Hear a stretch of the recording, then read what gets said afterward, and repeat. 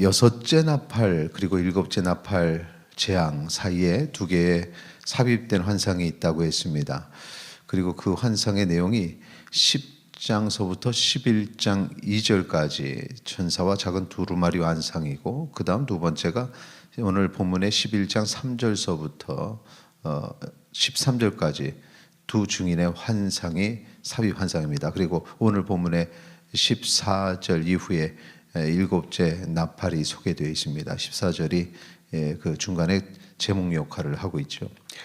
자, 먼저 우리 오늘 다룰 11장의 1, 2절, 10장부터 이어지는 첫 번째 삽입 환상의 마지막 천사의 성전 측량 명령입니다. 그리고 나서 이제 두 번째 삽입 환상 3에서부터 6절까지 두 증인의 예언, 7절서부터 죽음과 부활에 대한 내용이 나오고 14절 이미 말씀드린 대로 일곱 번째 천사의 나팔 재앙이 나오죠. 1, 2절 내용을 보겠습니다. 천사의 측량 명령을 보면은 성전, 제단 그리고 거기에 경배하는 자들을 측량하라는 명령입니다. 성전은 이 시대에 또 교회의 의미를 하고 있죠. 교회와 성도들이 하나님 말씀에 합당한지 제어을 하는 것, 바로 그것이 측량입니다. 그런데 2절에 보면 성전 바깥 마당은 측량하지 말라고 합니다. 성전의 바깥 마당은 이방인의 들입니다. 그래서 그곳은 이방인들에게 주어집니다. 거기에 보면은 42달, 그러니까 3년 반 동안 성전을 그들이 짓밟을 것이라 이렇게 2절에 얘기하고 있었습니다.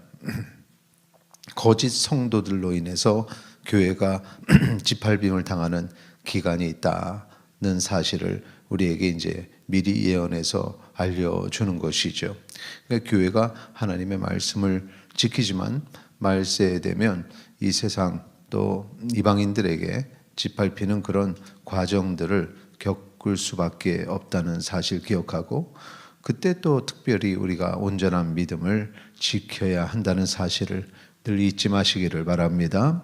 3절서부터 6절까지 두 증인의 예언, 그리고 7절 이후에 죽음과 부활에 대한 내용.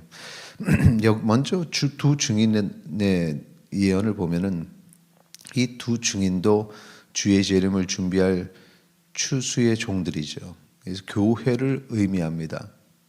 이제 그 말을 뭐 추수꾼이다 해서 이렇게 다르게 또 사용하는 이단들도 있지만 이 시대에 교회가 두 증인입니다. 그런데 이 두 증인들이 4절에는 두 감람나무로 소개되고 또 두 촛대로, 10절에는 두 선지자로 이렇게 다르게 표현이 됩니다. 감람나무라는 표현은 축복의 통로의 상징으로서 이 교회가 축복의 통로가 마지막 때 되면 교회 안에 모인 이들이 하나님의 영생의 복을 받는 그런 통로가 되어야 함을 나타내고, 또 여기 촛대는 빛이죠. 이 어둠의 세상에 말세로 갈 때 특별히 세상에 빛이 되어야 함을 나타냅니다. 선지자, 그것은 하나님의 말씀을 대언하는 자죠. 교회가 복음의 전진기지로서 땅끝까지 복음을 전하는 사명을 감당해야 한다는 사실. 그래서 여기 각 교회의 역할에 따라서 이 표현이 달라지는 것입니다.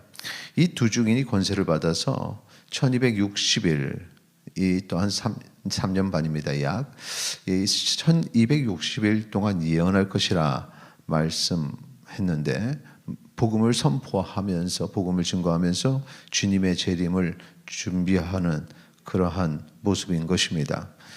이들이 예언하는 동안에 비를 내리지 못하게 하고 물을 피로 변하게 하고 또 여러 가지 재앙으로 땅을 칠 권세를 갖게 되는 것, 우리 6절에 기록되어 있습니다. 교회가 복음을 증거하는 동안에 가지는 이 권세들은 하나님이 주시는 권세입니다. 그런데 이 권세는 하나님이 가지신 것처럼 무한한 것이 아니라 제한되어 있죠. 그래서 이러한 어떤 영적 도전들과 맞서 싸울 힘이 분명히 교회에는 있습니다. 그렇기 때문에 교회가 환난을 당하지만 그 환난에 무너지지 않게 된다. 우리가 마지막 때 최후의 승리를 얻게 된다는 사실을 기억하시기 바랍니다. 그런데 여기서 하나님이 주시는 권세를 사용하지만 권세는 제한적이다라고 이야기를 했습니다. 그 이유는 7절 때문입니다. 우리 같이 읽도록 하겠습니다. 7절입니다. 그들이 그 증언을 마칠 때 무적행으로부터 올라오는 짐승이 그들과 더불어 전쟁을 일으켜 그들을 이기고 그들을 죽일 터인즉. 자, 두 중이 죽는다는 것은 그럼 무슨 의미인가? 사탄이 승리한다는 말인가? 그것이 아니라 이 두 증인의 역할은 이미 앞에서 말씀드렸던 것처럼 땅끝까지 복음을 전하면서 주님 오실 날을 준비하는 그러한 자입니다. 그런데 어느 시점이 되면은 그 역할이 끝난다는 거죠. 그 죽음과 함께 7에서 13절까지 전 3년 반 이후의 일, 그러니까 쉽게 얘기하면 후 3년 반의 환란이 묘사가 되는 것입니다. 이렇게 교회가 치욕을 당하면서 죽는데 분명한 것은 이것은 일시적인 환란입니다. 영원한 패배가 아닙니다. 일시적인 환란이라는 것. 그래서 예수 그리스도의 죽음과도 같은 것임을 8절에서 언급을 하는 거죠. 예수님이 십자가에 달려 죽으셔서 그럼 패했느냐? 그것이 아닙니다. 결과는 예수 그리스도의 부활과 승리죠. 마찬가지로 마지막 결과는 교회의 승리라는 사실입니다. 3일반 후에 11절의 내용 보면 죽은 두 증인에게 하나님의 생기가 들어가서 부활하게 되고 또 12절에 하늘로 구름 타고 올라가게 됩니다. 이처럼 교회는 환란을 이기고 죽음에서 부활하며 승천하는데 이는 예수 그리스도께서 행하신 모든 일들을 그대로 따르게 되고 영생을 누리게 되니 두 증인 교회가 승리한다는 사실을 기억하시기 바랍니다. 그리고 나서 이제 땅에 큰 지진이 나죠. 두 증인이 승천하고 지진이 납니다. 그리고 그 결과 땅의 성 10분의 1이 무너지고 7,000명이 죽는다, 이렇게 기록이 되어 있습니다. 세상 사람들이 이렇게 두려움을 가지게 되죠. 그런데 이 세상 사람들의 두려움의 결과가 그들이 막 뒤늦게 영광을 하나님께 올리지만 그러나 진정한 회개가 없습니다. 그래서 이 땅의 사람들은 진정한 회개를 하지 않기 때문에 진정한 승리를 누리지 못하게 되고 오직 성도들만이 그 승리를 누리게 됩니다. 자, 14절서부터 이제 일곱째 천사의 나팔 재앙이 기록이 되어 있습니다. 14절에 둘째 화는 지나갔으니 보라 셋째 화가 속히 이르는도다 선포하고 15절에 일곱째 천사 나팔을 불게 됩니다. 그때 큰 음성이 나죠. 15절 같이 읽도록 하겠습니다. 일곱째 천사가 나팔을 물매 하늘에 큰 음성들이 나서 이르되 세상 나라가 우리 주와 그의 그리스도의 나라가 되어 그가 세세토록 왕노릇 하시리로다 하니 아멘. 그리스도께서 왕노릇 하시는 나라, 그 나라가 세워진다는 것, 그것을 통해서 우리는 이 일시적인 악의 득세 기간이 끝났음을 보여줍니다.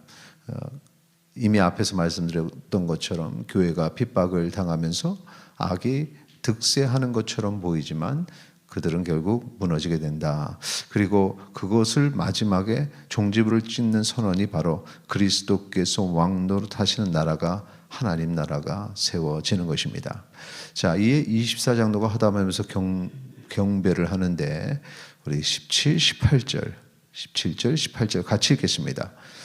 이르되 감사하옵나니 옛적에도 계셨고 지금도 계신 주 하나님 곧 전능하시니여 친히 큰 권능을 잡으시고 왕노릇 하시도다.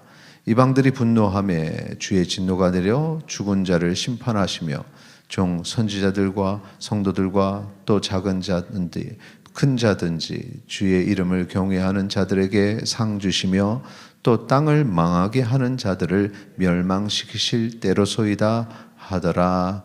아멘. 자, 24장로에서는 이 천상에서 부르는 찬양 소리입니다. 그래서 하나님을 찬양하는 소리가 천상에서 있고 하나님의 성전이 열리게 됩니다.